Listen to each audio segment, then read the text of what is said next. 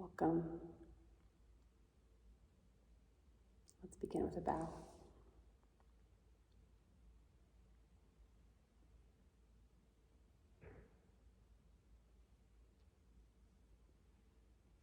You can sit for a few moments.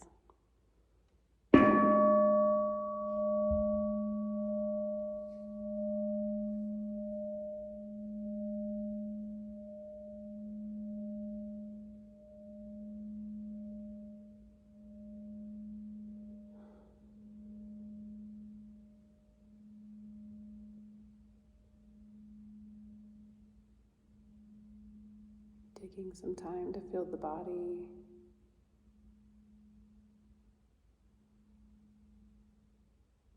Making any adjustments that you need to feel both present and open.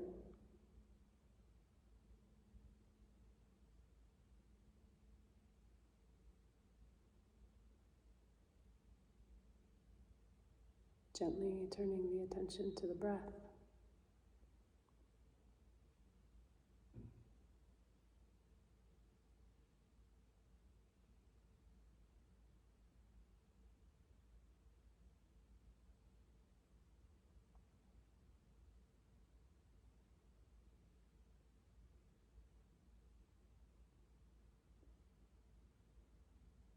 Just allowing body, breathing,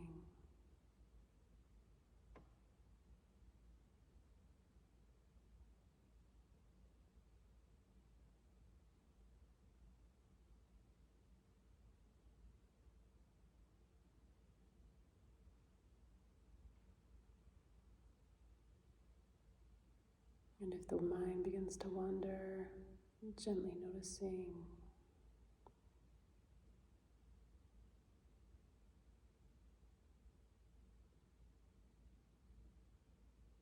Returning in your own time.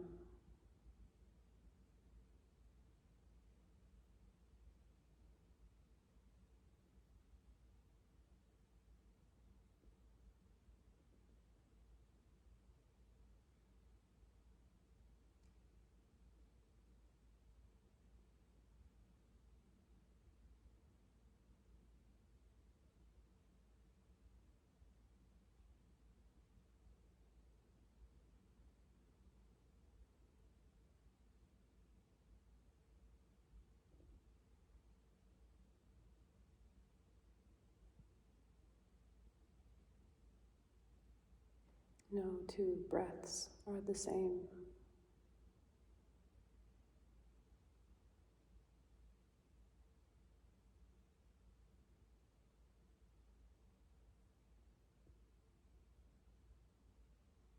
Just as soon as the inhale completes, it's followed by the exhale.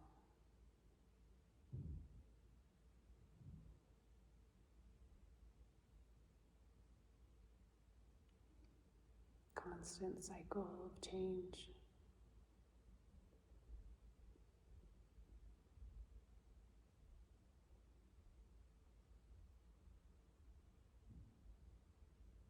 Noticing this breath, this moment.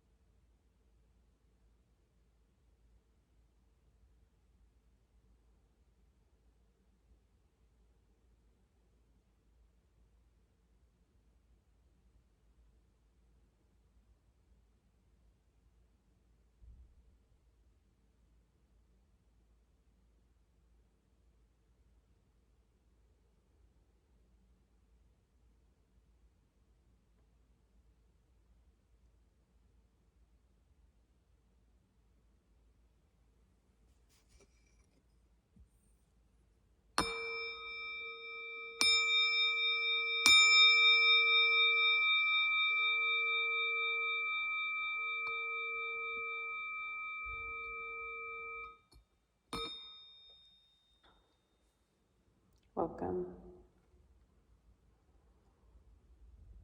I'm recording this video from Shambhala.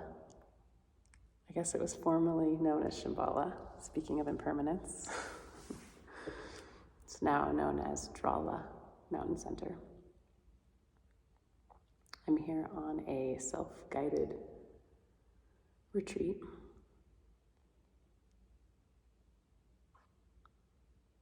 And I wanted to record this lecture for you as our course quickly comes to a close.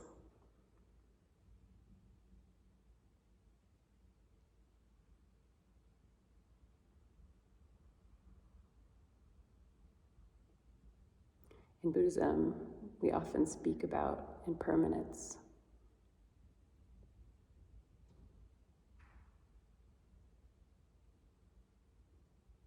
Everything is impermanent. 14th century Zen master Dogen says, impermanence is Buddha nature. Impermanence is Buddha nature.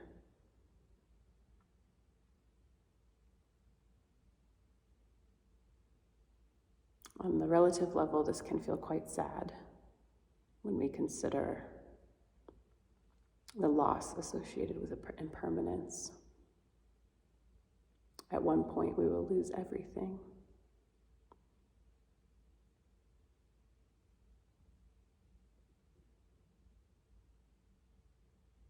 Maybe you've noticed this already.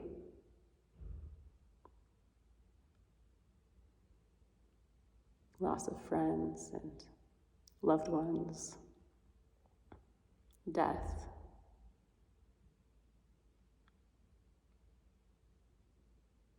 ultimately our own death.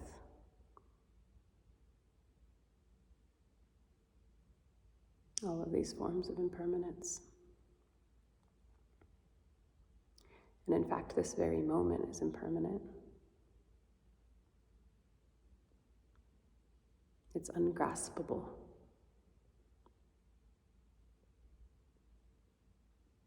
Just as it arises, it falls away.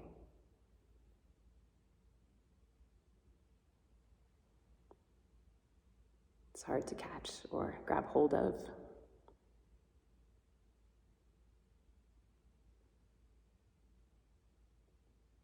Often this is part of our suffering, wanting to hold on to things forever. The idea that people won't change or leave.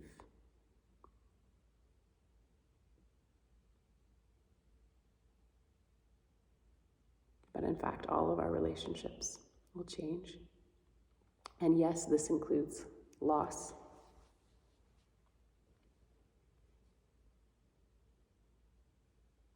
But within this continuous decay, there is an arising of the next thing,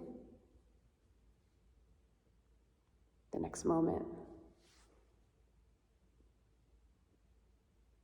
And in fact, the next moment couldn't arise if the one before didn't fall away.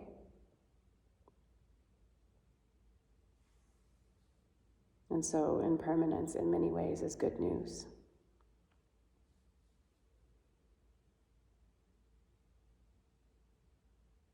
Because with every ending, there is a new beginning, a renewal, a rebirth, a new opportunity.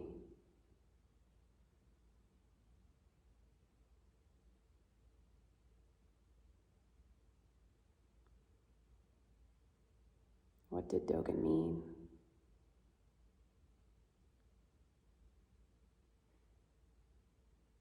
Impermanence is Buddha nature.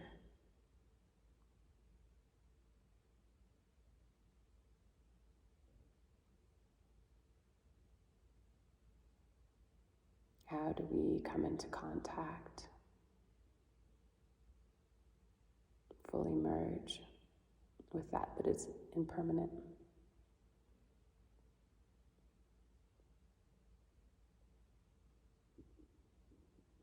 How do we stay awake to what's arising?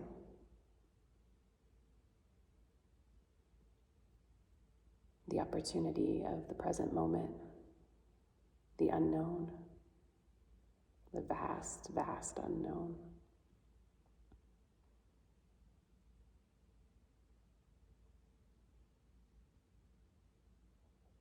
The irony here is that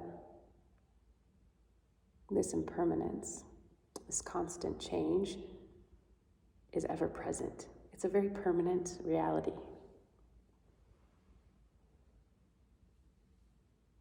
Constant change.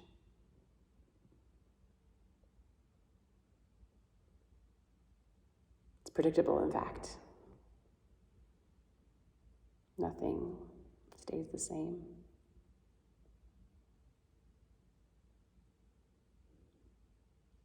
How can our practice help us stay open, stay curious, and stay aware as change continues to unfold?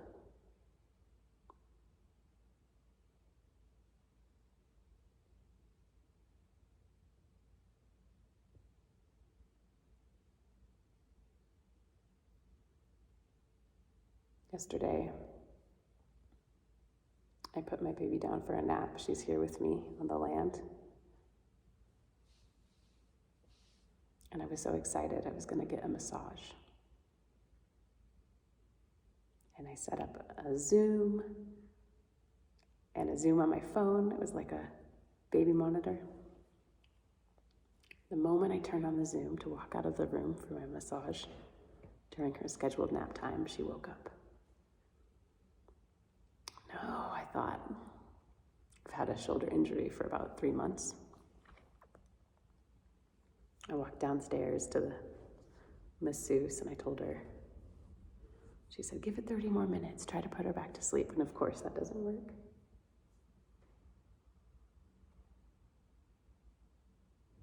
This is how it goes with impermanence. We can plan and plan and plan to our heart's content. And we can't predict the outcome of things. So much is out of our hands despite our best efforts.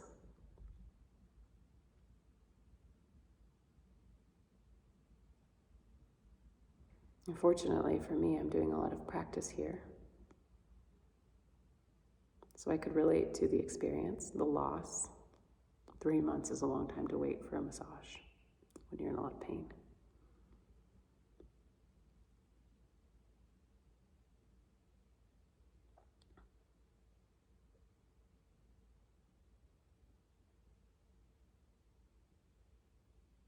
And in some ways, there's an opportunity in the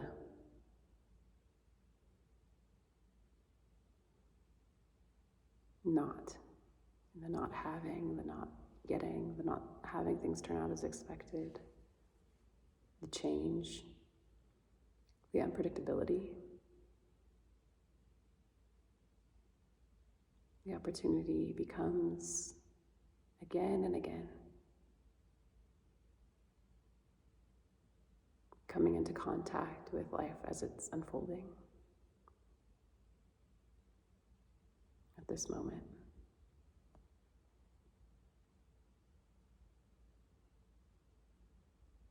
It's quite easy to come into contact again with Aspen, my daughter. She's quite joyous after a nap.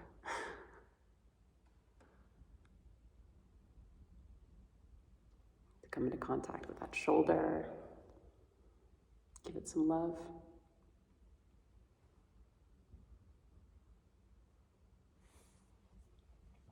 Fortunately, I was able to reschedule the massage for her next nap later in the day.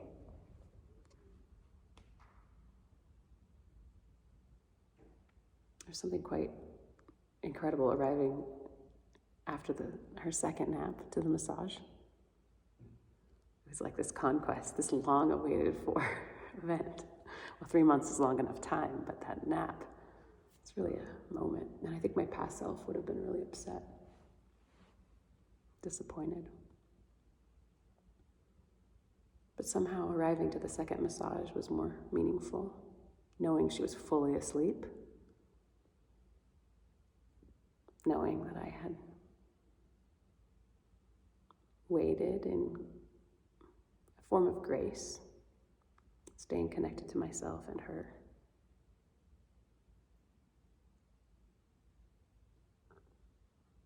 Somehow that waiting allowed me to relish the experience, I think, even more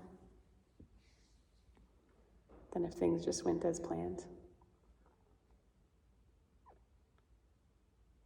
There's something about impermanence that allows us to appreciate our life, our livelihood, the magic of the moment. Existential philosophers speak a lot about the awareness of death, of our own death. They say that contemplation and awareness of your death allows you to live a more meaningful life. What if it were permanent, our life? Perhaps we would take it for granted. Because it's limited, and if we can keep that limitedness in our scope,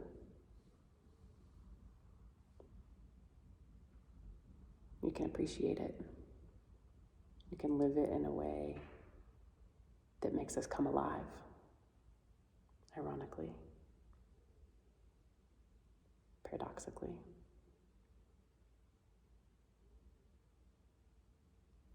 How will you choose to live this one precious life?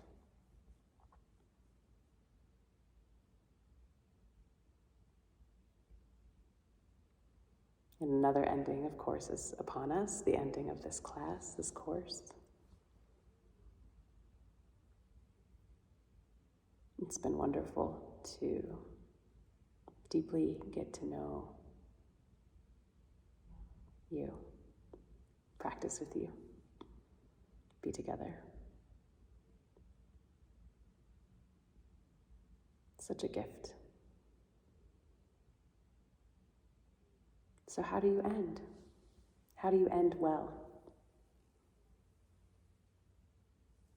Often we learn our endings from childhood. I used to run out of the room, not say goodbye, be the first to exit. How do you end? How did you learn to end? Do you ghost?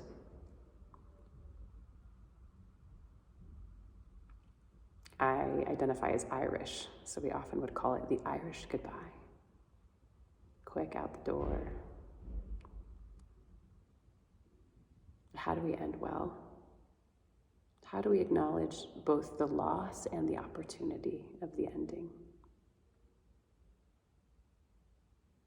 This course comes to a close.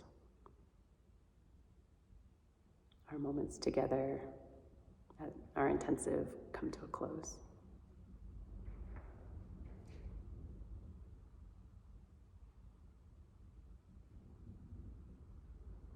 And what in the wake arises next?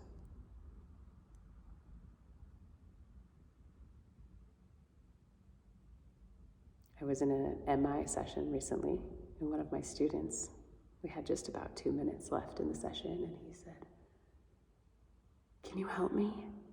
I said, "What?" And he said, "I just keep thinking about what I'm going to do next, and when we're going to get off the call, and I just keep wanting to rush it. What advice do you have?" And I thought, oh, isn't that interesting? That's what we all do, isn't it? Maybe not all of us, but that's what I do. Always rushing to the next moment, the next thing, the next opportunity. But how do we really end well? How do we show up for our ending. Not bow out early or Irish goodbye. How do we deeply acknowledge what we've done, the work that we've done?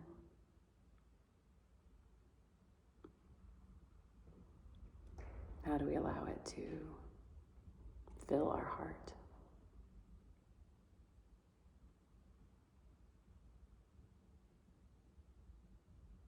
With full awareness that no course will be like this one again.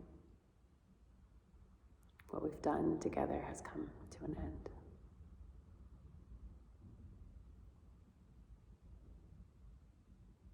Can we stay awake to the ending?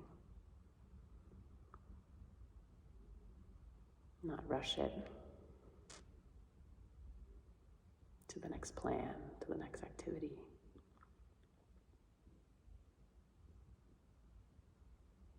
Can we be present?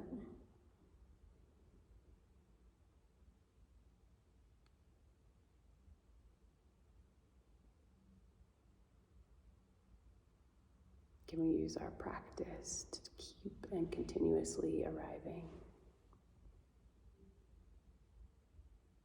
even when it's uncomfortable?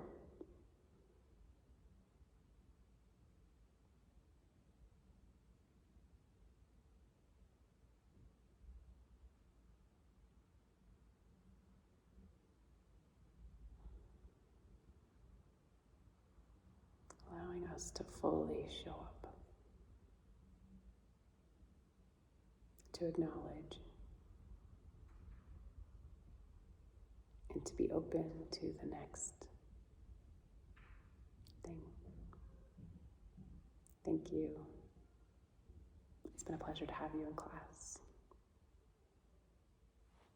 Goodbye.